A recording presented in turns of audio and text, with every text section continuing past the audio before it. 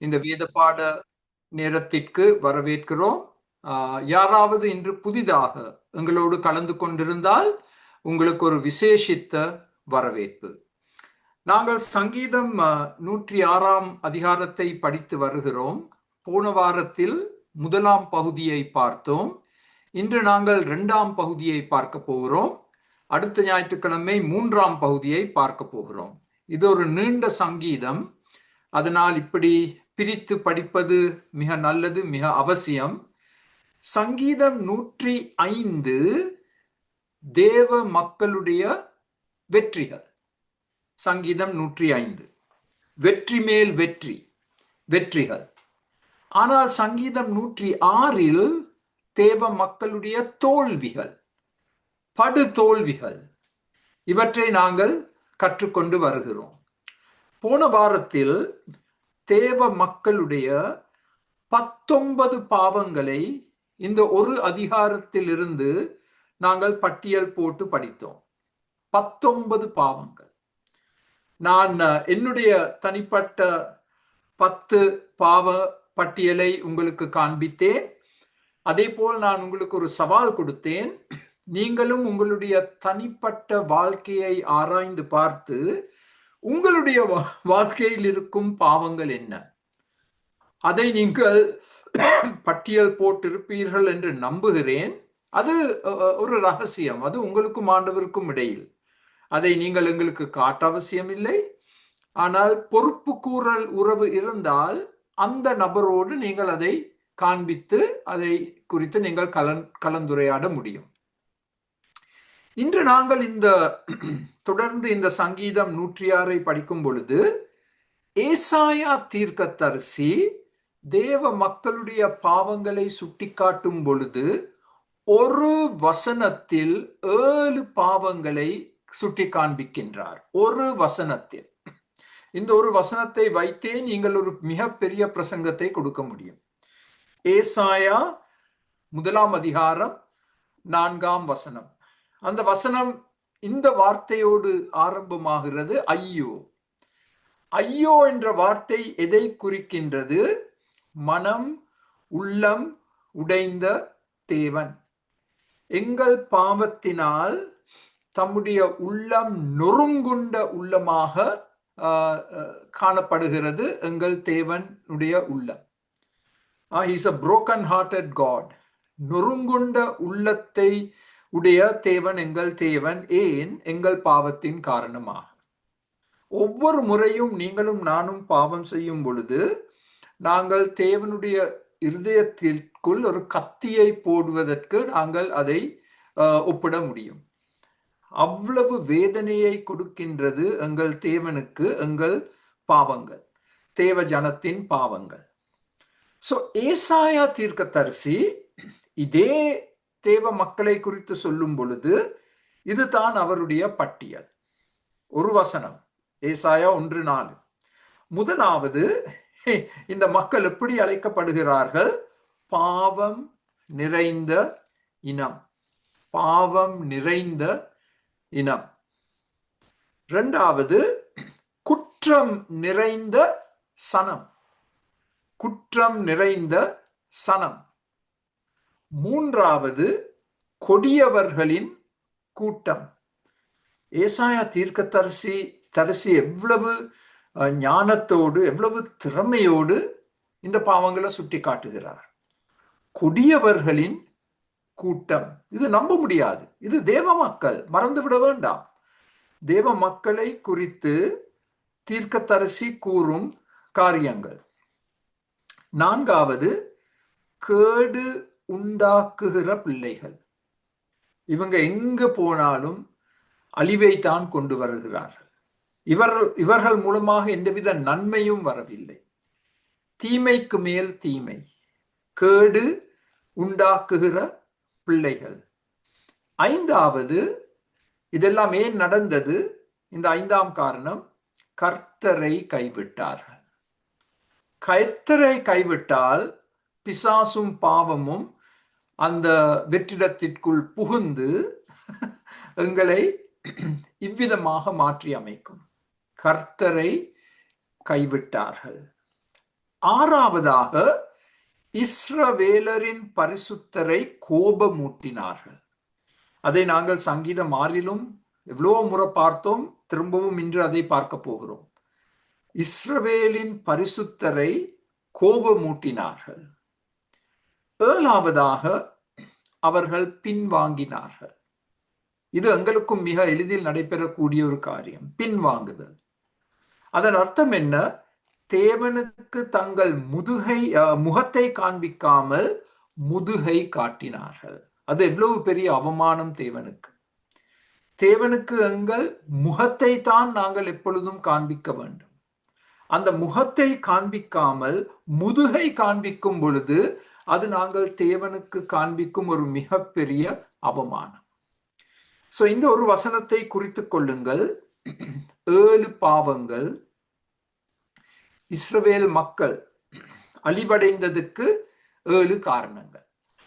சங்கீதம் 106 19 காரியங்களை பார்த்தோம். அதை சுருக்கி சொல்ல போனால் ஏசாயா இவ்விதமாக ஒரு வசனத்தில் அதை எங்களுக்கு எடுத்து காண்பிக்கின்றார். சோ அருமையானவர்களே, இந்த வசனத்தை நாங்கள் எல்லாரும் தியானிக்க வேண்டும். நாங்களும் எங்களை தேவ ஜனம் என்று அழைத்துக் கொள்கிறோம். எங்களிடத்திலும் இப்படிப்பட்ட குணங்கள் காணப்படுகிறதா? இதை நாங்கள் சோதித்து பார்க்க வேண்டும். மிக எளிதில் நாங்கள் எங்கள் விரலை இந்த மக்கள் மேல் காண்பிக்கலாம். ஆனால் அதே விரலை நாங்கள் எங்களை நோக்கியும் காண்பிக்க கற்றுக்கொள்ள வேண்டும். இப்ப அடுத்த ஸ்லைடை பார்த்தால், அடுத்த ஸ்லைடில் 8ஆம் வசனத்தில் சங்கீதம் 106:8 சொல்லப்பட்டுள்ளது, தேவ நாமத்தின் நிமித்தம், for the sake of your name. 47ஆம் வசனத்தில் சொல்லப்பட்டுள்ளது உம்முடைய பரிசுத்த நாமம். சோ இங்கே சங்கீதக்காரன் தேவனுடைய குணத்தை எங்களுக்கு எடுத்து காண்பிக்க போகிறார். ஒவ்வொரு சங்கீதத்திலும் தேவ குணத்தை நாங்கள் காணக்கூடியதாக இருக்கின்றது. இதை வைத்துத்தான் நாங்கள் எங்கள் தேவனை துதிக்கிறோம். தேவ குணத்தை வைத்து, தேவ நாமத்தின் நிமித்தம் உமது பரிசுத்த நாமம். எங்கள் தேவன் எப்படிப்பட்டவர்? சோ இதை நாங்கள் இந்த அதிகாரத்திலிருந்து பார்க்க போகிறோம். முதலாம் வசனத்தின் படி கர்த்தர் நல்லவர். நாங்கள் மிகவும் பொதுவாக பாவிக்கும் ஒரு குணம்.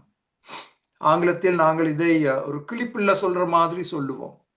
God is so good and he is good all the time. அது உண்மை. ஆனால் அதை நாங்கள் சில சமயங்களில் அர்த்தம் இல்லாமல் சொல்லுகிறோம். கர்த்தர் நல்லவர். பிசாசு தான் வந்து என்ன சொல்லுவான்? கர்த்தர் கெட்டவர்.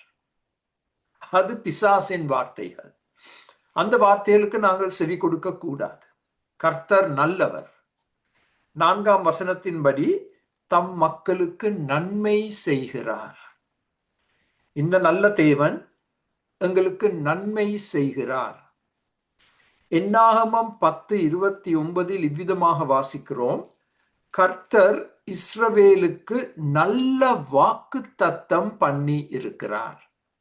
நல்ல வாக்குத்தத்தம் என்ற 2 வார்த்தைகளை நீங்கள் கோடிட்டுக் கொள்ள வேண்டும் உங்களுடைய வேதத்தில். இந்த நல்ல தேவன் எங்களுக்கு நல்ல காரியங்களை செய்கிறார், எங்களுக்கு நல்ல வாக்குத்தத்தத்தை கொடுத்திருக்கிறார். கர்த்தர் நல்லவர். நீங்கள் இருக்கும் இடத்திலே உங்களுடைய போன் மியூட் பண்ணப்பட்ட நிலைமையில் நீங்களே சொல்லலாம், கர்த்தர் நல்லவர், நன்மை செய்கிறார், நல்ல வாக்குத்தத்தம் கொடுத்திருக்கிறார் என்று நீங்களே சொல்லலாம். வாய் திறந்து சொல்லலாம், குரல் கொடுத்து சொல்லலாம். ஏன் அது முக்கியம்? அப்பதான் பிசாசு உங்களை விட்டு ஓடி விடுவான், என்னை விட்டு ஓடி விடுவான். இப்படிப்பட்ட சத்தியங்களை நாங்கள் வெளியரங்கமாக எடுத்து சொல்லும் பொழுது. 2ஆவதாக கர்த்தர் கிருபையுள்ளவர். இது 4 முறை இந்த சங்கீதத்தில் எடுத்து சொல்லப்பட்டுள்ளது. கர்த்தர் கிருபையுள்ளவர். 1ஆம் வசனத்தில் அவர் கிருபை என்றும் உள்ளது. இதை வைத்துத்தான் தமிழில் ஒரு பாட்டும் இயக்கப்பட்டுள்ளது. தேவ கிருபை என்றும் உள்ளது என்ற பாட்டு. அதாவது தேவ கிருபைகளுக்கு முடிவில்லை. முடிவில்லை. தேவ கிருபைகளுக்கு முடிவில்லை. 2ஆம் புல்லட் 5ஆம் வசனத்தின்படி எப்பொழுதும் கிருபை காண்பிப்பார். எங்களுடைய மிக மோசமான நேரத்திலும் அவர் எங்களுக்கு கிருபை காண்பிப்பார். தேவ கிருபை எங்கள் பாவத்தை பார்க்கிலும் பெரிதானது. அதை நாங்கள் மறந்துவிடக் கூடாது. நாங்கள் எவ்வளவு தான் பாவம் செய்தாலும் தேவ கிருபை அந்த பாவத்தை பார்க்கிலும் மேலானது. God's grace is greater than our sin. சில நேரம் நாங்கள் ஒரு குற்ற மனசாட்சியோடு வாழ்கிறோம். ஐயோ, நான் இப்படி தவறி போனேனே, இப்படி பாவம் செய்திருக்கிறேனே, என்னால் நம்ப முடியாது என்று நாங்கள் அந்த பாவ உணர்வோடு வாழ்கிறோம். அதிலிருந்து நாங்கள் வெற்றி பெற வேணும். தேவ கிருபை எங்கள் எல்லா பாவங்களையும் மன்னிக்கும். 3ஆம் புல்லட்டில் 7ஆம் வசனத்தின்படி அவருடைய கிருபைகள் எண்ணிக்கையற்ற கிருபைகள். அதை எங்களால் எண்ணி பார்க்க முடியாது. தேவ கிருபைகள் they are abundant ஆங்கிலத்தில். எண்ணிக்கையற்ற கிருபைகள். 45ஆம் வசனத்தின்படி மிகுந்த மகா கிருபை. இந்த பாவ பட்டியல் கொடுக்கப்பட்ட அதிகாரத்தில் சங்கீதக்காரன் மிக அழகாக தேவ கிருபையை மகிமைப்படுத்துகிறார். ஏனென்றால் நாங்கள் பாவத்தை மகிமைப்படுத்தலாம், பாவங்களை நாங்கள் மேன்மைப்படுத்தலாம், பாவங்களை நாங்கள் சுட்டிக்காட்டுவது அவசியம். ஆனால் அவற்றிற்கு விரோதமாக நாங்கள் தேவ கிருபை என்ற வார்த்தையை எழுதிவிடலாம். தேவன் கிருபை உள்ளவர். 3ஆவதாக 2ஆம் 8ஆம் வசனங்களின்படி அவர் வல்லமை உள்ளவர். அந்த வல்லமையை அவர் வெளிப்படுத்துகிறார். அவர் அதை சிருஷ்டிப்பில் வெளிப்படுத்தி இருக்கிறார். அதனால்தான் அநேக சங்கீதங்களில் சிருஷ்டிப்பை குறித்து சங்கீதக்காரன் பேசுவார். ஆனால் அவர் தம்முடைய வல்லமையை சிருஷ்டிப்பில் மாத்திரமல்ல, தம்முடைய நியாய தீர்ப்புகளிலும் வெளிப்படுத்தி இருக்கிறார். அதையும் நாங்கள் பார்க்க போகிறோம். எங்களுடைய தேவன் வல்லமையுள்ள தேவன், சர்வ வல்லமையுள்ள தேவன். இன்று உங்களுடைய சூழ்நிலை எதுவா இருந்தாலும், எவ்வளவு கஷ்டமா இருந்தாலும், அதை நாங்கள் எங்களுக்கு ஞாபகப்படுத்திக் கொள்ள வேண்டும். அவர் சர்வ வல்லமையுள்ள தேவன். எங்களை எங்கள் பிரச்சனைகளிலிருந்து விடுவிக்க கூடியவர். அந்த வல்லமை அவருக்கு இருக்கு. இப்ப அடுத்த ஸ்லைடில் தொடர்ச்சியாக இதை பார்க்கும் பொழுது 4ஆவதாக தேவ குணம், தேவ நாமத்தின் நிமித்தம், தேவனின் பரிசுத்த நாமம், இந்த தேவன் யார்? 4ஆவது 3 இடங்களில் அவர் எங்களை ரட்சிக்கிற தேவன் என்று சொல்லப்பட்டுள்ளது. 5ஆம் 8ஆம் 10ஆம் வசனங்களில் இந்த தேவன் எங்களை ரட்சிக்கிறார். இந்த தேவன் எங்களை விடுதலை செய்கிறார். அது பாவ கட்டுகளாக இருக்கலாம், இல்லாவிட்டால் அசாதாரண சூழ்நிலைகளாக இருக்கலாம். ஒரு மிக அதைரியப்பட்ட நிலைமையில் நீங்கள் இன்று காணப்படலாம். உங்களை அவர் ரட்சிக்க காத்திருக்கிறார். அந்த சூழ்நிலையில் இருந்து விடுதலை செய்ய காத்திருக்கிறார். பாவத்திற்கு அடிமைகளாக நாங்கள் வாழ அவசியம் இல்லை. எங்கள் தேவன் அந்த பாவ கட்டுகளை, சங்கிலிகளை முறியடிக்கிறார், ரட்சிக்கிறவர். 5ஆவது 10ஆம் வசனத்தின்படி அவர் எங்களுடைய மீட்பர். மீட்பர். ஒரு மிக பெரிய கிரயம் செலுத்தப்பட்டு நாங்கள் பாவ அடிமை தனத்திலிருந்து மீட்டெடுக்கப்பட்டிருக்கிறோம். இதை நாங்கள் புதிய ஏற்பாட்டின் கண்ணோக்கத்தோடு பார்த்தால் எங்கள் கர்த்தராகிய இயேசு கிறிஸ்துவின் இரத்தம் எங்களுக்காக செலுத்தப்பட்ட மிக பெரிய கிரயம். கர்த்தராகிய இயேசு கிறிஸ்துவின் இரத்தம். நாங்கள் மீட்கப்பட்ட மக்கள். ஒரு மிக பெரிய கிரயம் செலுத்தப்பட்டு மீட்கப்பட்ட மக்கள். அதை நாங்கள் மறந்துவிடக் கூடாது. அதனால்தான் நாங்கள் ஒரு முந்தைய சங்கீதத்தில் படித்தோம், நான் எனக்கு சொந்தமானவன் அல்ல. அதை வைத்து ஒரு அருமையான தமிழ் பாடலும் இயக்கப்பட்டுள்ளது. நான் எனக்கு சொந்தமானவன் அல்ல, ஏன் நான் மீட்டெடுக்கப்பட்ட ஒருவன், மிக பெரிய கிரயம் செலுத்தப்பட்டு. ஆறாவது, இந்த தேவன் யார்? அதட்டும் தேவன், God who rebukes. 9ஆம் வசனத்தில் அவர் சிவந்த சமுத்திரத்தை அதட்டினார், அது வற்றி போயிற்று. நாங்கள் எல்லாரும் சமுத்திரத்தின் பக்கத்தில் வாழ்ந்த மக்கள். சமுத்திரத்தின் விசாலத்தை பார்த்து நாங்கள் எல்லாரும் பரவசம் அடைந்திருக்கும் மக்கள். இப்ப கொஞ்சம் சிந்தித்து பாருங்கள். இந்த தேவன் இப்படிப்பட்ட ஒரு மிகப்பெரிய சமுத்திரத்தை பார்த்து அதை அதட்டும் பொழுது, அது வற்றி போகும் பொழுது, அது எங்களால் நம்ப முடியாத காரியம். அதுதான் சிவந்த சமுத்திரத்தில் நடைபெற்றது. மோசேயின் கீழ் அவர் அதட்டினார், அந்த தண்ணீர்கள் வற்றி போயின. புதிய ஏற்பாட்டில் கர்த்தராகிய இயேசு கிறிஸ்து சீஷர்களோடு பிரயாணம் எடுக்கும் பொழுது ஒரு பயங்கர புயல் ஏற்பட்டு அந்த படகு கவிழ்ந்து போகக்கூடிய நிலைமைக்கு தள்ளப்பட்டிருந்தார்கள். சீஷர்கள் மிகவும் பயந்து ஆண்டவரை எழுப்பி, ஆண்டவரே நாங்கள் மடிந்து போவது உமக்கு கவலை இல்லையா என்று சொல்லும் பொழுது ஆண்டவர் என்ன செய்தார்? எழும்பி நின்று, தமிழில் மிக அழகாக சொல்லப்பட்டுள்ளது 2 வார்த்தைகள், இறையாதே அமைதலாயிரு. இந்த வார்த்தைகளே நான் எவ்வளவோ முறை என்னுடைய வாழ்க்கை சூழ்நிலைகளுக்கு பாவித்திருக்கிறேன். ஏன் நாங்களும் சில சமயங்களில் தத்தளித்துக் கொண்டிருக்கிறோம் ஏதோ ஒரு கடலில். அப்பொழுது ஆண்டவர் எழும்பி நின்று அந்த கடலை பார்த்து,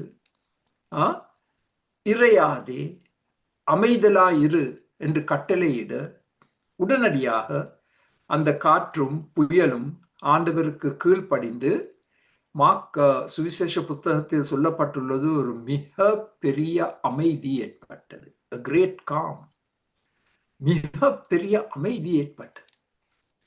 ஒரு பக்கத்தில் மிகப்பெரிய புயல், நடுவில் மிகப்பெரிய இரட்சகர், விளைவு மிகப்பெரிய அமைதி. அந்த 3 குறிப்புகளை வைத்தும் நீங்கள் ஒரு பிரசங்கம் கொடுக்கலாம்.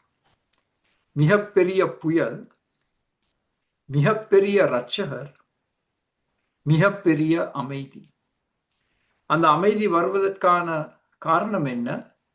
ஆண்டவருடைய கட்டளை வார்த்தைகள். இறையாதே அமைதலாய் இரு. இன்று உங்கள் வாழ்க்கையில் ஒரு மிகப்பெரிய புயல் வீசிக்கொண்டிருக்கலாம். இந்த புயலில் இருந்து நான் எப்படித்தான் தப்பித்துக் கொள்ள போகிறேன் என்று உங்களாலும் தெரியாது, என்னாலும் தெரியாது. ஆண்டவர் அந்த புயலின் மேல் அதிகாரம் செய்து கொண்டிருக்கிறார். He is the Lord of the storm. அவர் இந்த வார்த்தைகளை பேச நாங்கள் அவருக்கு அனுமதி கொடுப்போம். இறையாதே அமைதலாய் இரு. 7வது, இப்பொழுது நாங்கள் ஒரு மிக கஷ்டமான குணத்தை பார்க்க போகிறோம். 7வது, தேவ கோபாக்கினை. தேவ அன்பை பற்றி பேசுவது, தேவ கிருபையை பற்றி பேசுவது, தேவ இரக்கங்களை பற்றி பேசுவது மிக சுலபம். தேவன் நல்லவர் என்பதை எடுத்து சொல்வது மிக சுலபம். தேவ கோபாக்கினையை எடுத்து சொல்வது மிக கஷ்டம். இதை அநேகர் ஏற்றுக்கொள்ளவும் மாட்டார்கள். ஆனா வேதத்துல சொல்லப்பட்டிருக்கு. பாருங்கள், தேவ கோபாக்கினியை குறித்து சொல்லப்பட்டுள்ள காரியங்கள் இந்த ஒரு சங்கீதத்தில் 106 32ஆம் வசனத்தில் கடும் கோபம் அடைந்தார் என்று வாசிக்கின்றோம். ஏன்? தேவ மக்கள் முறுமுறுத்தார்கள் இந்த தேவனுக்கு விரோதமாக.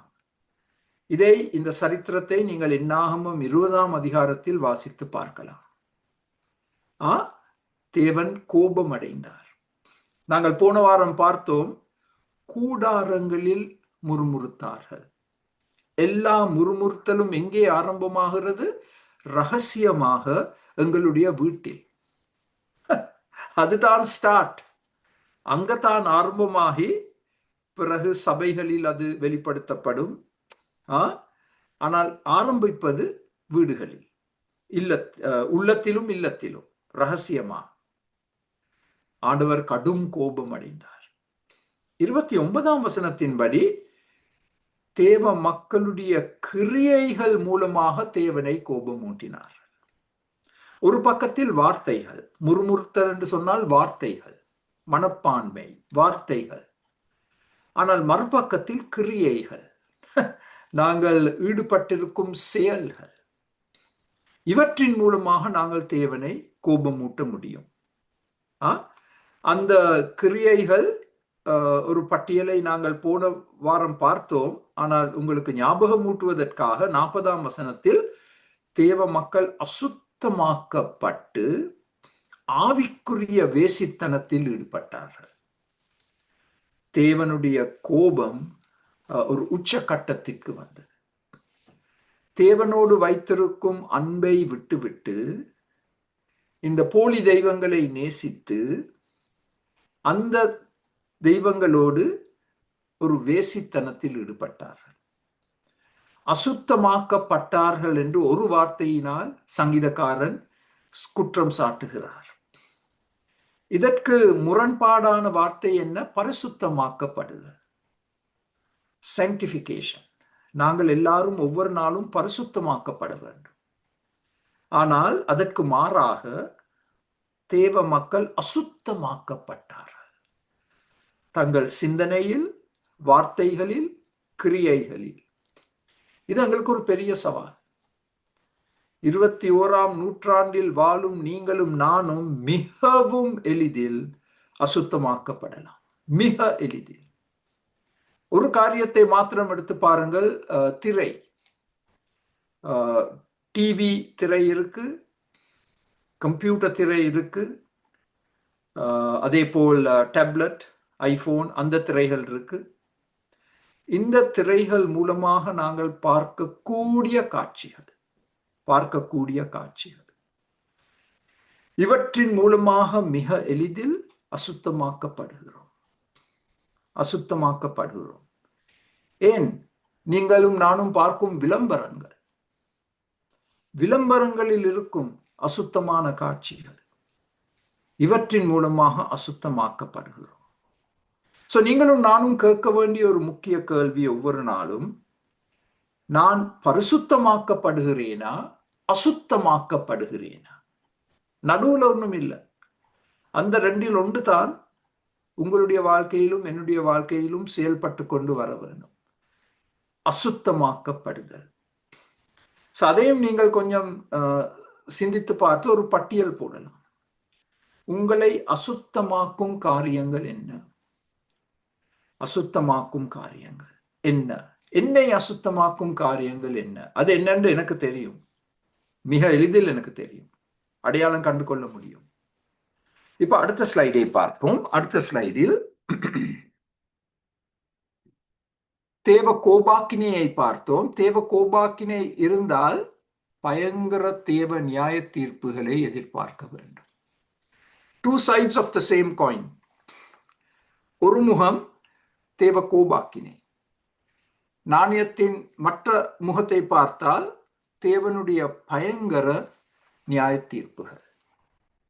15ஆம் வசனத்தில் அவர்களுடைய ஆத்துமாக்கள் மெலிதல், பலவீனம் அடைதல். அவர்கள் இச்சித்து ஆண்டவரிடம் கேட்ட காரியங்கள், உணவு சம்பந்தப்பட்ட காரியங்கள். எங்களுக்கு இது வேணும், இது வேணும், இது வேணும், இதை நாங்கள் எகிப்தில் சாப்பிட்டோமே, இப்போ இங்க எங்களுக்கு இந்த வனாந்திரத்து இதெல்லாம் இல்லையே என்று ஆண்டவரை நோக்கி முறுமுறுத்து ஜெபித்தார்கள். இச்சைகளினால் தூண்டுவிக்கப்பட்ட ஜெபம் ஆண்டவர் கேட்டு பதில் கொடுத்தார். அவர்கள் விரும்பிய அந்த மாம்சத்தை ஆண்டவர் கொடுத்தார். ஆனால் கவனமாக செவி கொடுங்கள், அவர்களுடைய ஆத்துமாக்கள் மெலிவடைய ஆரம்பித்தது, பலவீனம் அடைந்தது. சரீர விதமாக அவர்கள் உடம்பு போட ஆரம்பித்தார்கள்.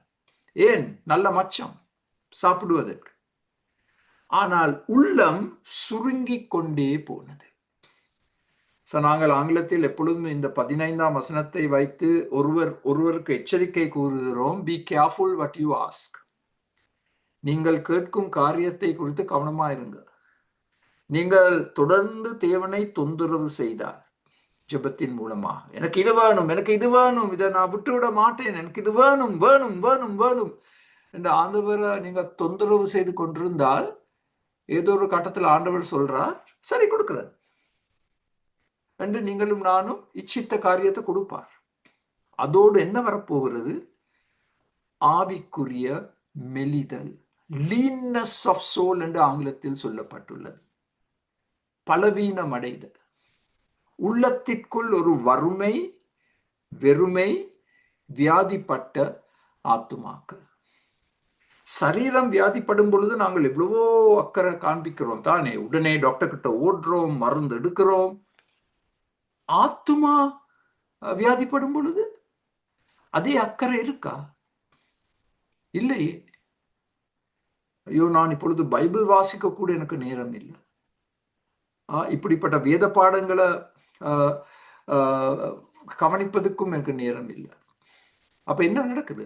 ஆத்துமா மெலிவடைகிறது, சுருங்குகிறது. The soul is shrinking instead of expanding. ஒரு சுருங்கல், ஒரு வறுமை, ஆவிக்குரிய வறுமை, ஆவிக்குரிய வெறுமை, எம்டினஸ், பவர்ட்டி, வியாதிப்பட்ட ஆத்துமாக்கள். டாக்டர் கிட்ட நீங்க போனா ஒரு ஸ்டெத்தஸ்கோப்பை வச்சு உங்கள் உள்ளத்தை சோதித்து பார்ப்பார். ஆவிக்குரிய முறையிலும் ஆண்டவர் தம்முடைய ஸ்டெத்தஸ்கோப்பை எங்களுடைய உள்ளத்தின் மேல் வைத்து எங்களுடைய உள்ளம் வியாதிப்பட்ட உள்ளமா என்று கண்டறிவதற்கு நாங்கள் அவருக்கு அனுமதி கொடுக்க வேண்டும். இதெல்லாம் கஷ்டமான காரியங்கள், வேதனை கொடுக்கும் காரியங்கள். எந்த சபைகளில் இவற்றையெல்லாம் இப்ப பிரசங்கம் செய்யறாங்க? எல்லாம் ப்ராஸ்பெரிட்டி தானே, செழிப்பு உபதேசம் தானே, பணம், வீடு, வாகனங்கள். நான் நேற்று ஒரு வீட்டுக்கு ஏதோ ஒரு காரியத்துக்காக சென்றிருந்தேன். ஒரு பயங்கர வாகனம், எவ்வளோ பெரிய விலை கொடுத்து வாங்கப்பட்ட ஒரு வாகனம்.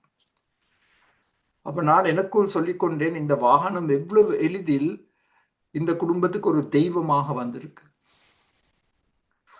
ஏனென்றால் அந்த வாகனத்தை பராமரிக்க வேண்டும், அந்த வாகனத்தை குளிப்பாட்ட வேண்டும்.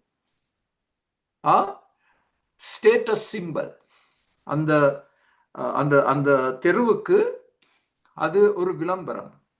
என்னை பாருங்கள், நான் ஒரு மிகப்பெரிய பணக்காரன், என் வாகனம் அதை சுட்டி காட்டுகிறது. இதெல்லாம் வியாதிப்பட்ட ஆத்துமாக்களை எடுத்து காண்பிக்கும் காரியங்கள். பயங்கர தேவ நியாய தீர்ப்பு அதில் ஒன்று எங்களுடைய ஆத்துமாக்கள் வியாதிப்படுவது. சரீரத்துக்கு கொடுத்தார், ஏன் நாங்க ஆண்டவரை தொந்தரவு செய்தோம் தான், அவர் கொடுத்தார். அதே சமயம் ஆத்துமா சுருங்க ஆரம்பிக்கின்றது, சுருங்க ஆரம்பிக்கின்றது. A shrinking soul. 17ஆம் வசனத்தில் இப்ப பாருங்கள், இந்த நியாய தீர்ப்புகள் எவ்வளவு பயங்கரமான நியாய தீர்ப்புகள். கலகக்கார தலைவர்கள் பூமியினால் விழுங்கப்பட்டார்கள். இந்த சம்பவத்தை நீங்கள் என்னாகமம் 16ஆம் அதிகாரத்தில் வாசிக்கலாம். சங்கீதம் 100 வாசிக்கும் 106 வாசிக்கும் பொழுது என்னாகம புத்தகத்தை பக்கத்துல வச்சு ஒரே சமயம் வாசிக்க வேண்டும். அப்பதான் உங்களுக்கு விளக்கம் வரும் இந்த சம்பவங்கள் எப்ப நடந்தது என்று. கோரா தேவனுக்கு விரோதமாக கலகம் செய்யும் பொழுது அந்த கலகக்கார தலைவர்கள் ஒரு பூமி அதிர்ச்சியின் மூலமாக விழுங்கப்பட்டார்கள். பயங்கர நியாய தீர்ப்பு. மாத்திரமல்ல, அந்த கலகத்தில் ஈடுபட்ட 250 முக்கிய செல்வாக்குள்ள சபை தலைவர்கள் சுட்டெரிக்கப்பட்டார்கள். யாருடையோ மைக் மியூட் பண்ணப்படையில, தயவு செய்து உங்களோட மைக்கை மியூட் பண்ணுங்க, கொஞ்சம் சத்தம் கேக்குது. மிக நன்றி. 250 செல்வாக்குள்ள சபை தலைவர்கள் அதே சமயத்தில் சுட்டெரிக்கப்பட்டார்கள். அதை நீங்கள் என்னாகமம் 16:35 வாசிக்கலாம். ஒரு பக்கத்தில் கலகக்காரரை பூமி விழுங்கி விட்டது. அவர்களை அடக்கம் செய்ய அவசியம் இல்லை, பூமியை அது செய்து விட்டது. மற்ற பக்கத்தில் சாம்பலாக்கப்பட்ட 250 செல்வாக்குள்ள சபை தலைவர்கள் சாம்பலாக்கப்பட்டார்கள். மாத்திரமல்ல, இந்த நியாய தீர்ப்புகளை தொடர்ந்து பார்க்கும் பொழுது 26ஆம் வசனத்தில் அவிஸ்வாச சந்ததி எல்லாம் வனாந்திரத்தில் மரித்து அடக்கம் செய்ய பண்ணப்பட்டார்கள். ஒருவனும் தப்பையில்லை, ஒருவனும் தப்பையில்லை. 20 வயதுக்கு மேலான எல்லோரும் வனாந்திரத்தில் மரித்தார்கள். தேவ கோபாக்கினையின் கீழ், தேவ நியாய தீர்ப்பின் கீழ், தேவனுக்கு விரோதமாக கலகம் செய்தபடியா. இதெல்லாம் எங்களுக்கு ஒரு நடுக்கத்தை கொண்டு வர வேணும் தானே. இதெல்லாம் வாசிக்கும் பொழுது பிரேஸ் தி லார்ட் என்று சொல்ல முடியாது, அல்லேலூயா என்று சொல்ல முடியாது. நடுக்கம் தான் வரும். ஐயோ ஐயோ என்ற வார்த்தைகள் தான் எங்களோட வார்த்தையிலிருந்து வர வேண்டும். பிரேஸ் தி லார்ட் வார்த்தை எவ்வளவு சுலபமாக எங்கள் வாயிலிருந்து வெளிவருகிறது. அது பொருத்தமான நேரத்தில் அது மிகவும் அவசியமான வார்த்தைகள். ஐயோ என்ற வார்த்தை எப்ப பாவிச்சிருக்கிறோம்? ஐயோ என்னை பாருங்கள், பாவத்தின் விளைவுகள் என் வாழ்க்கையில், என் குடும்பத்தில். ஐயோ ஐயோ ஐயோ என்ற வார்த்தையை பாவிக்க கற்றுக்கொள்ள வேண்டும். அதை நாங்கள் வெளியரங்கமாக சொல்லவும் வேண்டும். ஐயோ. இப்ப அடுத்த ஸ்லைடை பாருங்கள். அடுத்த ஸ்லைடில் தேவ நியாய தீர்ப்புகளை நாங்கள் தொடர்ந்து பார்க்கும் பொழுது பற்பல தேசங்களுக்கு சிதறடிக்கப்பட்டார்கள்.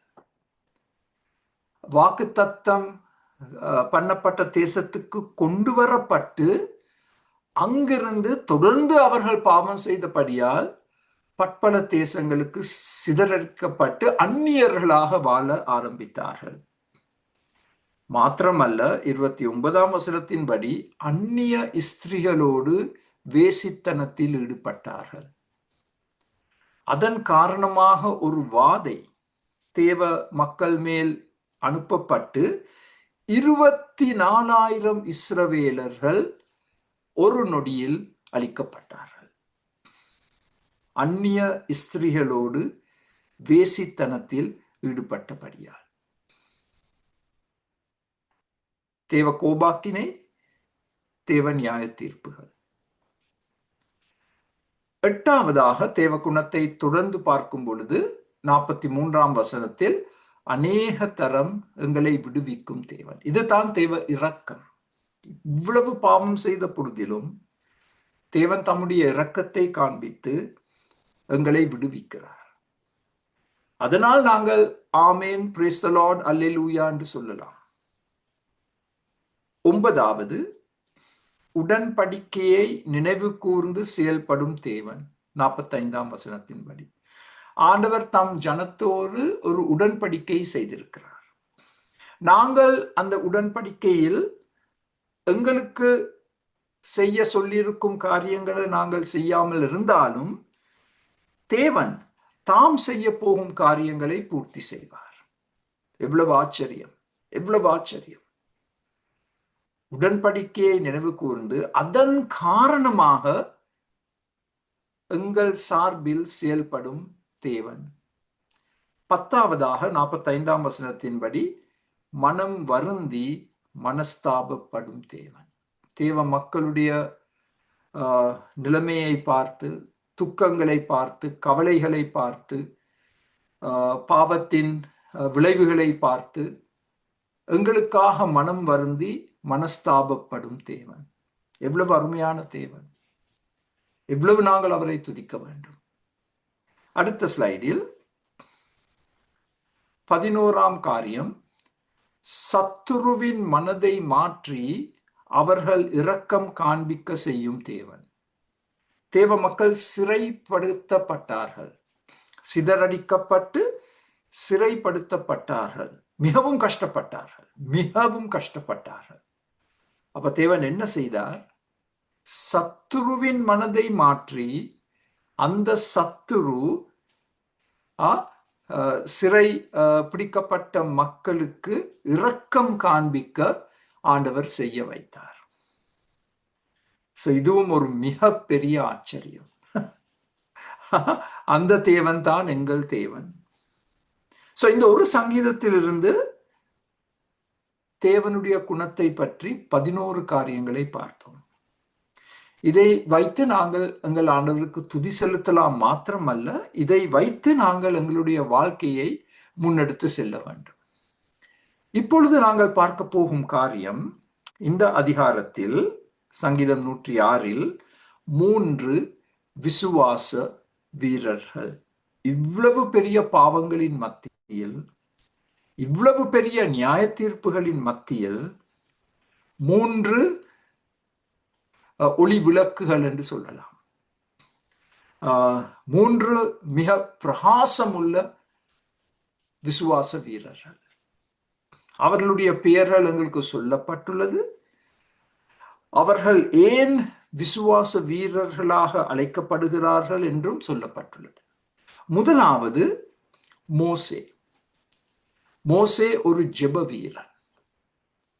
23ஆம் வசனத்தில் வாசிக்கின்றோம், ஆண்டவர் தம்முடைய ஜனத்தை அழிக்கப் போகும் பொழுது மோசே நடுவில் நின்று இந்த மக்களுக்காக பரிந்து பேசுகிறார். திறப்பு வாசலிலே நின்ற மோசே மரணத்திற்கும் ஜீவனுக்கும் இடையில் தன்னுடைய உயிரை கூட பார்க்காமல் ஆண்டவரை நோக்கி பரிந்து பேசிய மோசே. ஆண்டவர் அந்த ஜெபத்தை கேட்டார், மக்களை அழிக்கவில்லை. இன்று நீங்களும் நானும் ஒரு விசுவாச வீரனாக பெயர் எடுக்க வேண்டும் என்று சொன்னால், மோசேயை போல் திறப்பு வாசலிலே நின்று நாங்கள் ஜெபிக்கிறோமா? உங்களுடைய கிராமத்துக்காக, உங்களுடைய தோட்டத்துக்காக, உங்களுடைய பட்டணத்துக்காக, உங்களுடைய நாட்டிற்காக நீங்களும் நானும் பரிந்து பேசும் மக்களா? எங்கள் சமுதாயத்தில் இருக்கும் குறைகள், பலவீனங்கள், பாவங்களை சுட்டிக்காட்டுவது மிக சுலபம். அது சுட்டிக்காட்டப்படவும் வேண்டும். ஆனால் இந்த மக்கள் அழிந்து போகாமல் தேவ இரக்கத்தை பெற்று அவர்கள் மாற்றமடைய வேண்டும் என்று நாங்கள் திறப்பு வாசலிலே நின்று ஜெபிக்கும் மக்களா? இதில் நானும் மிகவும் குறைவுபட்டவன். நான் எப்பொழுதும் நடக்கும் பொழுது எனக்கு நடப்பது மிகவும் விருப்பம். நான் நடந்து போகும் பொழுது அநேக முறை நான் நடந்து போகும் தெருவில் இருக்கும் வீடுகளுக்காக நான் ஜெபிப்பேன். நடந்து போகும் பொழுது மற்ற மத மக்களை பார்க்கும் பொழுது அவர்களுக்காக நான் ஜெபிப்பேன். நடந்து போகும் பொழுது இன்னும் ஒரு அந்நிய மத ஆலயத்தை நான் பார்த்தால் அந்த ஆலயத்துக்கு முன்னின்று நான் ஜெபிப்பேன். ஆனால் நான் அதை எப்பொழுதும் செய்வதில்லை. அதை நான் இன்னும் அதிகமாக செய்ய வேண்டும். அதை குறித்து நான் உங்களுக்கு ஒரு சவால் கொடுக்கிறேன். உங்களுடைய கிராமம், உங்களுடைய தோட்டம், உங்களுடைய தெரு, நடந்து போய் வீடுகளுக்கு முன் நீங்கள் நின்று அந்த வீட்டின் ரட்சிப்புக்காக நீங்கள் ஜெபிக்கலாம். குரல் கொடுத்து ஜெபிக்க வேண்டும் என்ற அவசியம் இல்லை. நீங்கள் மௌனமாக ஜெபிக்கலாம். ஆண்டவர் செயல்படுவார். ஆச்சரியமான விதத்தில் ஆண்டவர் செயல்படுவார். உங்களுடைய சமுதாயத்தின் பாவங்களை பார்க்கும் பொழுது அதற்கு விரோதமாக நீங்கள் ஜெபிக்கலாம். ஆண்டவர் இடைப்பட்டு ஏதோ ஒரு விதத்தில் இந்த பாவங்களுக்கு முற்றுப்புள்ளி போட வேண்டும் என்று நீங்கள் ஜெபிக்கலாம். இன்று எனக்கு செவி கொடுத்து கொண்டிருக்கும் அருமையானவர்களில் எவ்வளவு பேர் மோசேயை போல் ஒரு ஜெப வீரனாக, வீராங்கனையாக மாற விருப்பப்படுகிறீர்கள்? இந்த சவாலை நீங்கள் ஏற்றுக்கொள்வீர்களா? நீங்கள் ஒரு தொடர் மாடி கட்டிடத்தில் வாழ்ந்தால் இதை எவ்வளவு சுலபமாக செய்யலாம். தொடர் மாடி கட்டிடங்களில் எவ்வளவு மக்கள் வாழ்றாங்க. அந்த மக்களில் அநேகரை நீங்கள் ஒவ்வொரு நாளும் பார்க்கிறீங்க. எலிவேட்டரில் பிரயாணம் எடுக்கும் பொழுது அவர்களுக்காக நீங்கள் ஜெபிக்கலாம், ரட்சிப்புக்காக, விடுதலைக்காக. இரண்டாம் விசுவாச வீரன் 16ஆம் வசனத்தின்படி கர்த்தருடைய பரிசுத்தவான் ஆரோன் என்று அழைக்கப்படுகிறார். கர்த்தருடைய பரிசுத்தவான் ஆரோன்.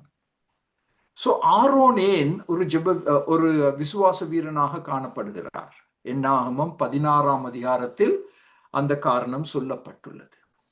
மோசே ஆரோனை நோக்கி, நீ தூப கலசத்தை எடுத்து பலிபீடத்தில் இருக்கிற அக்கினியை அதில் போட்டு அதின் மேல் தூப வர்க்கமிட்டு சீக்கிரமாய் சபையினிடத்தில் போய் அவர்களுக்காக பாவ நிவிர்த்தி செய்.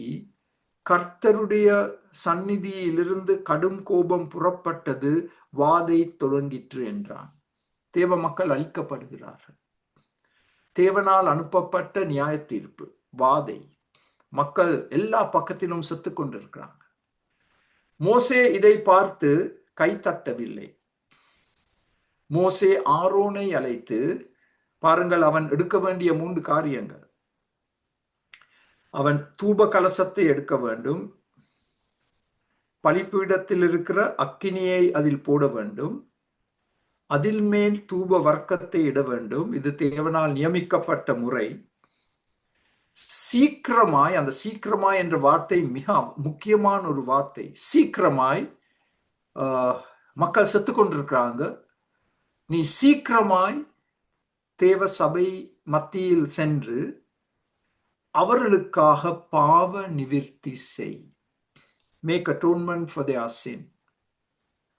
அந்த பாவ நிவிர்த்தி எப்படி நடைபெறுகிறது? அவனுடைய கையில் இருக்கும் தூப கலசம், அக்கினி, தூப வர்க்கம், அதன் மூலமாக பாவ நிவிர்த்தி செய்யப்பட்டது.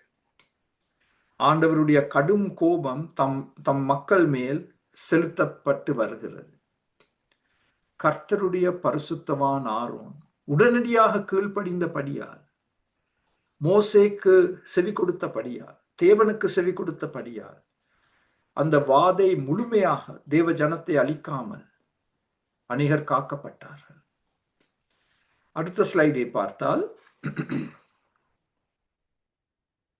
அடுத்த ஸ்லைடில் தொடர்ந்து இந்த என்னாகமம் 16 நாங்கள் வாசித்தால், மோசே சொன்னபடி ஆரோன் அதை எடுத்துக்கொண்டு சபையின் நடுவில் ஓடினான். அந்த ஓடினான் என்ற வார்த்தையும் கோடிட்டுக் கொள்ளுங்கள்.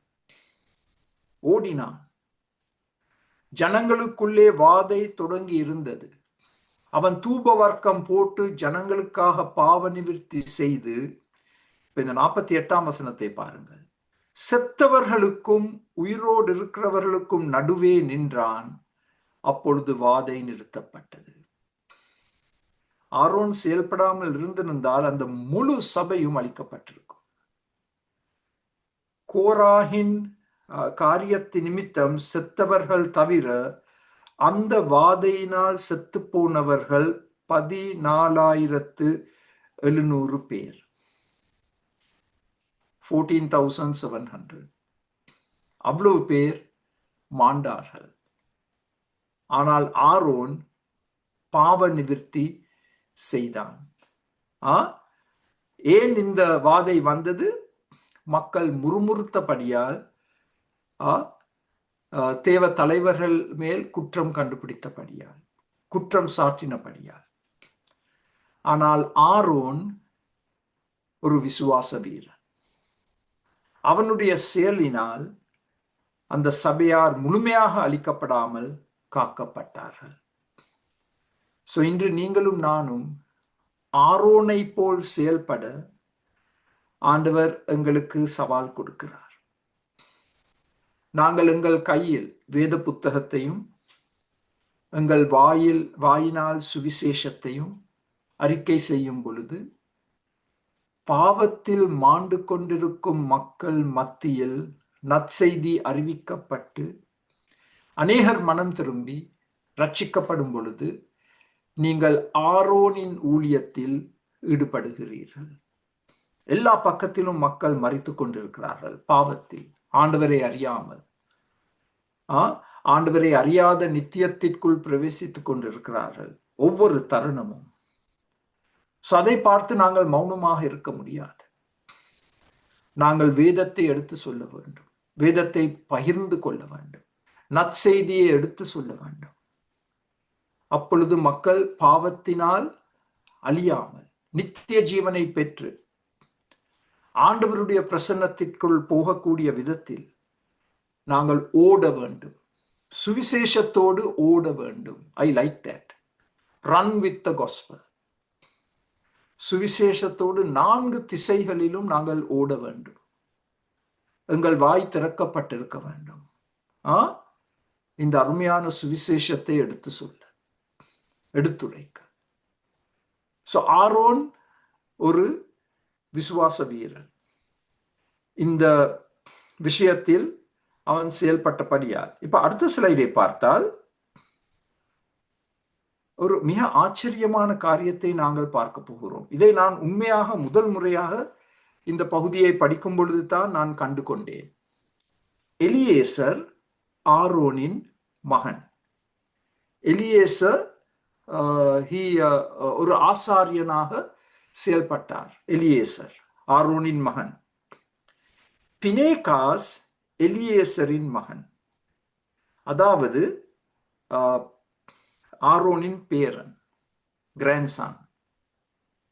இதிலிருந்து நாங்கள் ஒரு காரியத்தை கற்றுக்கொள்ள முடியும். ஆரோனிடம் எவ்வளவோ பலவீனங்கள் இருந்தது. அதை நாங்கள் அடுத்த வாரம் உங்களுக்கு சுட்டி காட்ட போகிறோம். ஒரு தலைவனிடம் காணப்படக்கூடிய பலவீனங்கள், எவ்வளவு பலவீனங்கள் இருந்தாலும் ஒரு விஷயத்தில் பெரிய வெற்றி பெற்றான். எந்த விஷயத்தில்? ஆரோன் ஆவிக்குரிய புத்திரரையும் பேரனையும் கட்டி எழுப்பினான். He raised a godly son and a godly grandson. இன்று பாருங்கள், பெற்றோர் எந்த விதத்தில் கதைக்கிறாங்க. ஐயோ, என்ற மகன் இந்த பல்கலைக்கழகத்துக்கு போறார், இந்த கோர்ஸை படிக்கிறான், எக்ஸாம் எல்லாம் பாஸ் பண்றான், இவன் இந்த இப்படிப்பட்ட ஜப்புக்குள்ள வரப்போறான். இப்ப அதுல தவறு இருக்குன்னு நான் சொல்ல இல்லை. ஆனா அதை மாத்திரம் எங்கட மனதுல வச்சு அதை பற்றி எப்பொழுதும் கதைச்சு கொண்டிருந்தா அப்ப நாங்கள் ஆரோனை போல் செயல்படவில்லை. ஒரு ஆவிக்குரிய மகன் மகளை நாங்கள் கட்டி எழுப்புகிறோம். அவர்கள் திருமணம் மூலமாக பிறக்க போகும் பேர பிள்ளைகள், அவர்கள் ஆவிக்குரிய பிள்ளைகளாக வளரப்போகிறார்களா? அதுதான் முக்கியம். அதுதான் முக்கியம். ஆரோன் பெரிய வெற்றி, glorious success, raised a godly son and raised a godly grandson. அது எவ்வளவு பெரிய சவால் எங்களுக்கு. அவன் ஒரு விசுவாச வீரன், விசுவாச வீரன். அருமையானவர்களே, உங்களுடைய பிள்ளைகளை ஆண்டவருடைய வழியில் வழிநடத்துவது உங்களுடைய முதலாம் பொறுப்பு. மற்றதெல்லாம் செகண்டரி. ஆவிக்குரிய காரியங்களில் அவர்களை ஊக்குவிக்க வேண்டும். வாலிப பைபிள் ஸ்டடிஸுக்கு அனுப்புங்க. அவங்களோட கையை பிடிச்சு எடுத்து செல்லுங்க. ஒரு பெரிய பைபிளை வாங்கி கொடுங்க. ஒவ்வொரு நாளும் பைபிளை அவர்களோடு வாசித்து ஜெபம் செய்யுங்க. அதுதான் நீங்கள் செய்யக்கூடிய மிக பெரிய ஊழியம். உங்களுடைய குடும்பத்தினரை ஆண்டவருக்காக ஆதாயம் செய்வது. எவ்வளவு கிறிஸ்தவ குடும்பங்களில் பிள்ளைகள் ஆண்டவரிடம் இருந்து தூர சென்று அந்நியரை திருமணம் செய்து பெரிய குழப்பத்திற்குள் இருக்கிறார்கள். கவலைக்குரிய காரியம். ஆரோனிடமிருந்து கற்றுக்கொள்வோம். அவன் ஒரு விசுவாச வீரன். ஆவிக்குரிய ஒரு மகனையும் ஒரு பேரனையும் கட்டி எழுப்பினார். மோசே ஜெப வீரன், ஆரோன் பாவ நிவிர்த்தி செய்த வாதையை நிப்பாட்டிய ஒரு வீரன் மாத்திரமல்ல, ஆவிக்குரிய சந்ததியை அவன் உற்பத்தி செய்தான், கட்டி எழுப்பினான். இப்போ மூன்றாவது நபர் பினேகாஸ். 30-31 சொல்லப்பட்டுள்ளது. யார் பினேகாஸ்? ஆரோனின் பேரன். இவனிடம் காணப்பட்ட குணாதிசயம் என்ன? இதை நீங்கள் என்னாகமம் 25 வாசிக்கலாம். பக்தி வைராக்கியம், துணிவு, உடனடியாக செயல்பட்டான். பினேகாஸ் பக்தி வைராக்கியம், துணிவு, உடனடியாக செயல்படுதல்.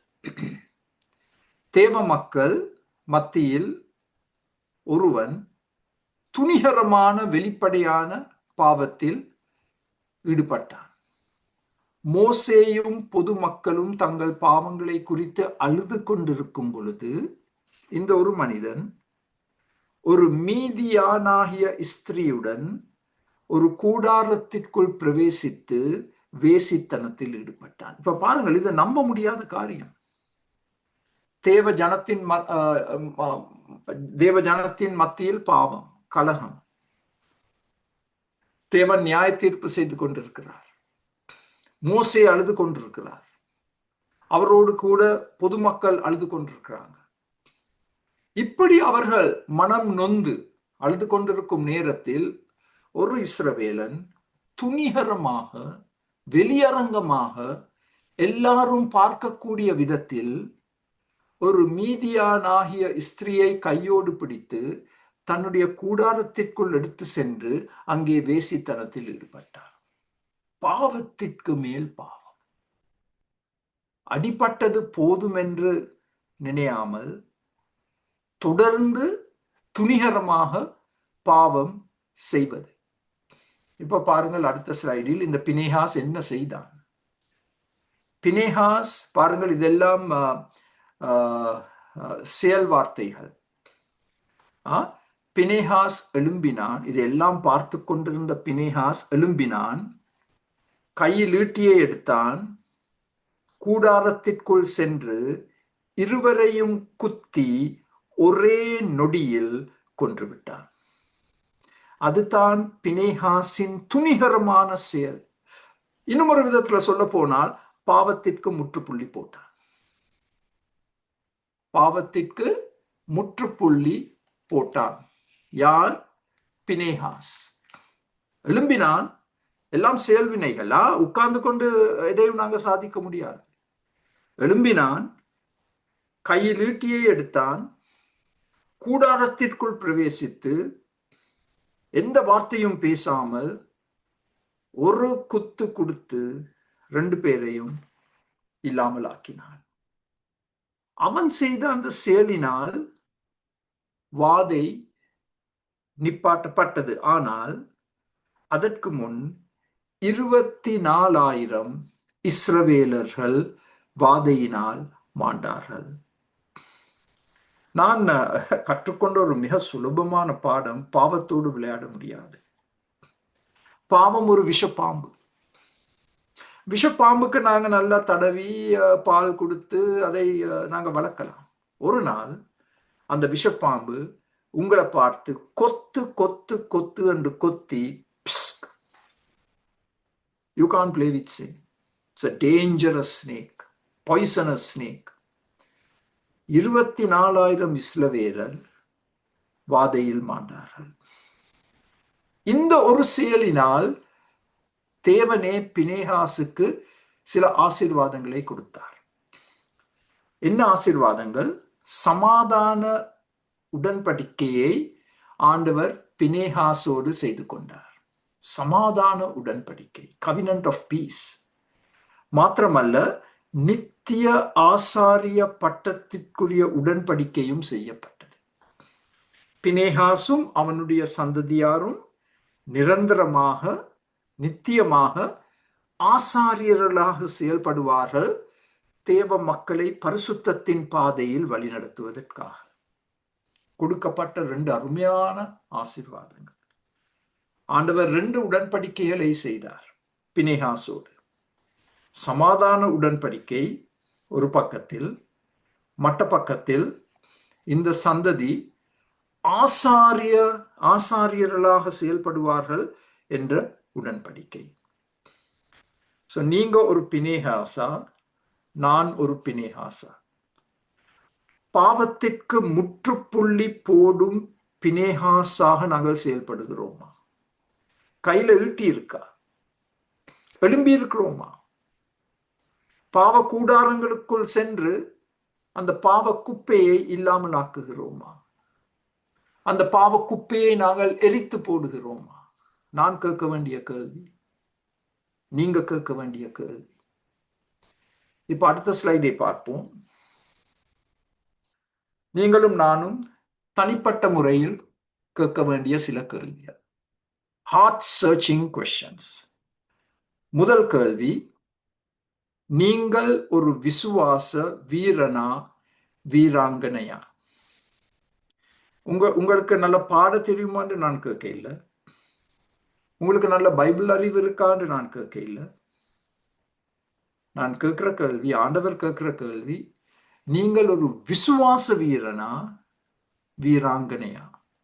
விசுவாசத்தின் அடிப்படையில் சாதனைகளை செய்யும் மக்களா? விசுவாசத்தின் அடிப்படையில் மோசேயை போல் ஜெபித்து அந்த அந்த நடுவில் நாங்கள் நிற்கிறோமா? தடுப்பு வாசலில் நாங்கள் நிற்கிறோமா? ஆரோனை போல் உடனே கீழ்ப்படிந்து வாதையை நிப்பாட்டும் மக்களா? ஆவிக்குரிய ஒரு சந்ததியை கட்டியெழுப்பும் மக்களா?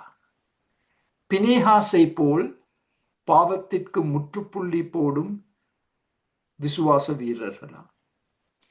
சமீபத்தில் நீங்கள் எந்த கூடாரத்திற்குள் சென்றீர்கள்? எந்த கூடாரத்தில் இருக்கும் பாவத்தை நீங்கள் நிப்பாட்டினீர்கள்? நான் நிப்பாட்டினேன். என்ன பாவத்தை நான் நிப்பாட்டினேன்? பயங்கர கேள்வி. இரண்டாவது, எந்த காரணத்திற்காக நீங்கள் உங்களை ஒரு விசுவாச வீரன் வீராங்கனையாக அழைத்துக் கொள்கிறீர்கள்? நாங்கள் 3 காரணங்களை பார்த்தோம். ஆனால் அதற்கு மேலாக நீங்கள் இன்னும் காரணங்களை கண்டுகொள்ள முடியும். எபிரேயர் 11ஆம் அதிகாரத்தை நீங்கள் வாசித்தால். 3ஆம் கேள்வி, கேட்கப்பட வேண்டிய 3ஆம் கேள்வி, தேவன் உங்களுக்கு கொடுக்க காத்திருக்கும் நம்ப முடியாத ஆசீர்வாதங்கள். இந்த விதத்தில் நாங்கள் செயல்பட்டால் தேவன் உங்களுக்கு நம்ப முடியாத ஆசீர்வாதங்களை கொடுக்க காத்திருக்கிறார். அது பொருளாதார ஆசீர்வாதங்கள் இல்லை. இது செழிப்பு உபதேசம் அல்ல.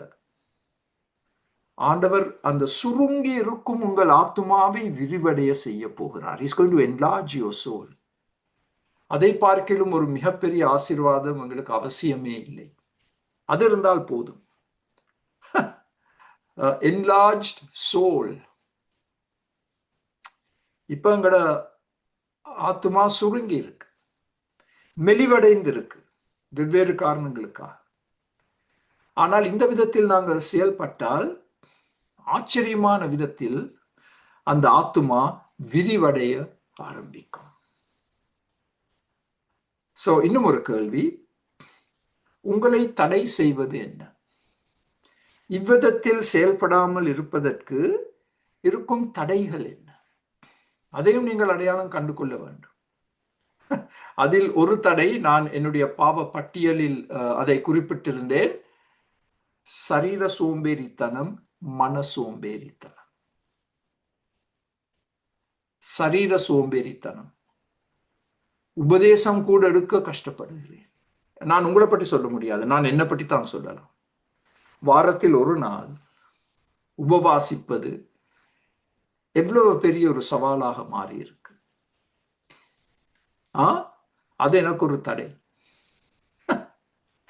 சரீர பிளவீனம், சரீர சோம்பேறித்தனம். சரீரம் எப்பொழுதும் கத்திக்கொண்டே இருக்கு, உணவை கொடு, உணவை கொடு, உணவை கொடு என்ற சரீரம் கத்திக்கொண்டே இருக்கு. நாங்களும் உணவை கொடுத்து கொண்டே இருக்கிறோம், மேலதிக உணவு கொடுத்து கொண்டே இருக்கிறோம் சரீரத்துக்கு. சரீர சோம்பேறித்தனம், காலையில் எழும்ப முடியாது. ஐயோ, நான் இன்னும் கொஞ்சம் அதிக நேரத்தை ஆண்டவரோடு செலவழிக்க வேணுமே, அவருடைய பிரசன்னத்தில் நான் காத்திருக்க வேண்டுமே, இன்னும் அதிகமாக நான் அவரை துதிக்க வேண்டுமே. சோம்பேறித்தனம், சரீர சோம்பேறித்தனம். மன சோம்பேறித்தனம், வேதத்தை வாசிப்பதில், வேதத்தை தியானிப்பதில், வேதத்தை மனப்பாடம் செய்வதில் மன சோம்பேறித்தனம், அது தடையா இருக்கலாம். அந்த ரெண்டும் எனக்கு தடைகள். இன்னும் அநேக காரியங்களை சாதிக்கலாம் என்று நினைக்கிறேன், ஆனால் இது தடையா இருக்கே, இது தடையா இருக்கே. சோ தொடர்ந்து கேள்வி கேட்டால், பயமா அவிசுவாசமா? உங்களை தடை செய்வது பயமா அவிசுவாசமா? பயம் ஒரு வியாதி, எங்கள் எல்லாருக்கும் அது இருக்கு. இன்று நான் கொடுத்த செய்தியில் அதை பற்றி எடுத்து சொன்னேன். இஸ்ரவேல் இராணுவத்தில் யாராவது பயப்பட்டால் வீட்டுக்கு போக அனுமதி கொடுக்கப்பட்டது. ஏன் தெரியுமா? இல்லாவிட்டால் மற்றவர்களையும் இவர் பயமடைய செய்வார்.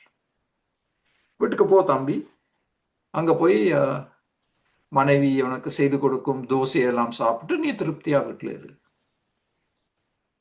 நீ வீட்டுல இருந்து ஒரு எம்ஜிஆர் படத்தை பாரு.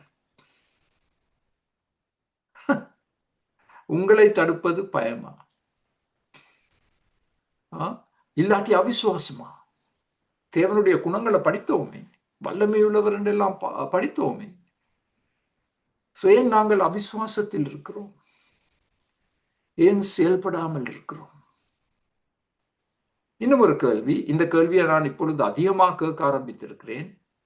நித்திய காலமாக நீங்கள் நினைவு கூறப்படுவீர்களா? எதற்காக? வாட் இஸ் யுவர் லெகசி என்று நாங்கள் சொல்வோம் ஆங்கிலத்தில். நித்திய காலமாக உங்களுடைய மறைவுக்கு பிறகு உங்களையும் என்னையும் மக்கள் எப்படி நினைவு கூற போகிறார்கள்? வயது போக போக நாங்கள் கண்டிப்பாக நிச்சயமாக கேட்க வேண்டிய ஒரு மிக முக்கிய கேள்வி, how will I be remembered? மக்கள் எப்படி என்னை நினைவு கூற போகிறார்கள்? ஐயோ, வேலைக்கு போனான், பிள்ளைய கவனிச்சான், அதெல்லாம் நல்லது. ஆனால் ஆண்டவருக்காக எதை சாதித்தாய்? எவ்வளவு நபர்களை நாங்கள் ஆண்டவரிடம் கொண்டு வந்து சேர்த்தோம்? இன்னும் எவ்வளவு பேரை நாங்கள் இப்படிப்பட்ட வேத படிப்புகளில் இணைக்க முடியும்? உங்களுடைய நண்பர்கள் இருக்கிறாங்களே, அவர்கள் இன்னும் ஆழமாக வேதத்தை கற்றுக்கொள்வதற்கு இப்படிப்பட்ட பாடங்களில் கலந்து கொள்ள நாங்கள் அவர்களுக்கு அழைப்பு கொடுக்கலாமே. ஒரு மணி நேரத்துக்கு முன்னால போன் எடுத்து, ஐயோ ஆரம்பிக்க போகுது, கலந்து கொள்ளுங்க என்று அவங்கள நீங்க உற்சாகப்படுத்தலாமே. செய்றீங்களா? செய்றீங்களா? ஒவ்வொரு வாரமும் நான் இவ்வளவோ பாடங்களை தயார் செய்கிறேன், அதுக்கு மேலாக ஒவ்வொரு வாரமும் நான் இந்த அழைப்புகளை அனுப்பி கொண்டே இருக்கிறேன். இமெயில் மூலமாக, வாட்ஸ்அப் மூலமாக, ஒருவன்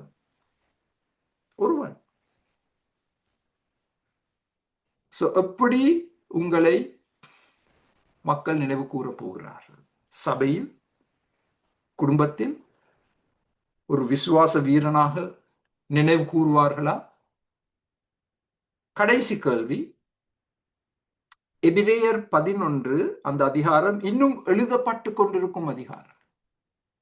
அதற்கு முற்றுப்புள்ளி போடப்படவில்லை. The unfinished chapter of the Bible. Hebrews 11. எபிரேயர் 11 உங்கள் பெயர், என் பெயர் குறிப்பிடப்படுமா? அது முதல் கேள்வி. இரண்டாம் கேள்வி, எந்த காரணத்துக்காக?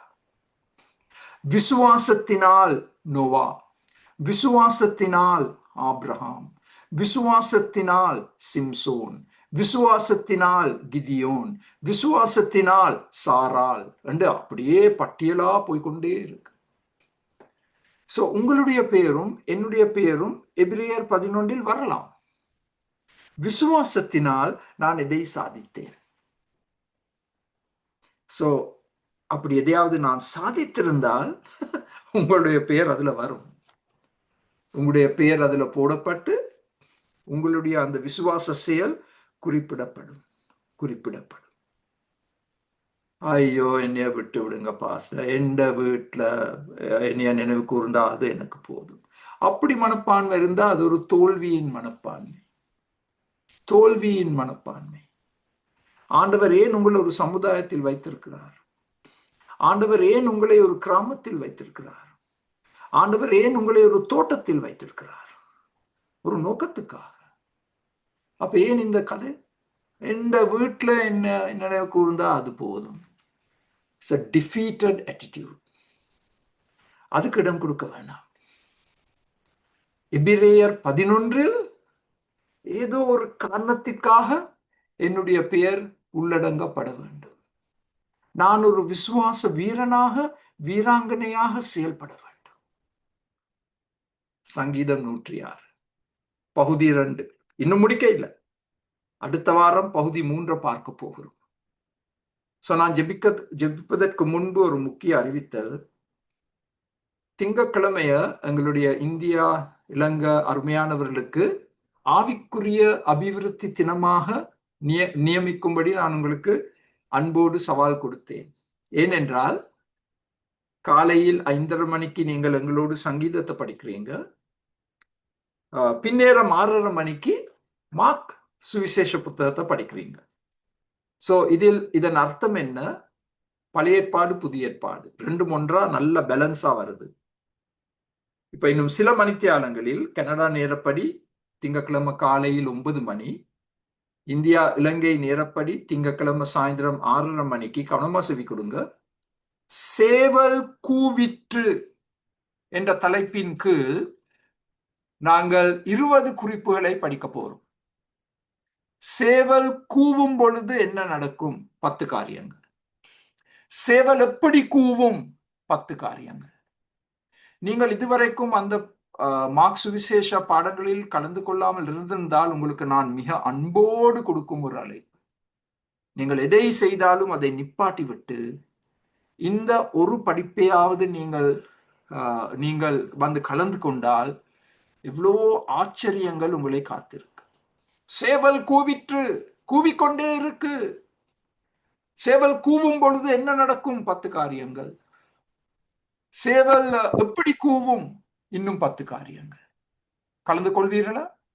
ஜெபிப்போம். இந்த சங்கீதத்திற்காக நாங்கள் நன்றி செலுத்துகிறோம். ஆண்டவரே, எவ்வளவு நேர்மையாக எழுதப்பட்ட சங்கீதம், பாவங்களை சுட்டிக்காட்டும் சங்கீதம். ஆண்டவரே, அதே போல் 3 விசுவாச வீரர்களை பற்றி படித்தோம். அவர்கள் எங்களுக்கு எவ்வளவு பெரிய சவால்.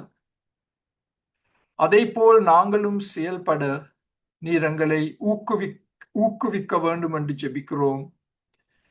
ஆண்டவரே, இந்த சேவல் கூவிற்று என்ற உபதேசத்தை ஆவலோடு கற்றுக்கொள்ள, நாங்கள் எல்லாரும் அதில் கலந்து கொள்ள நீர் எங்களுக்கு ஆண்டவரே அந்த ஆர்வத்தை தாரும், அந்த தாகத்தை தாரும்.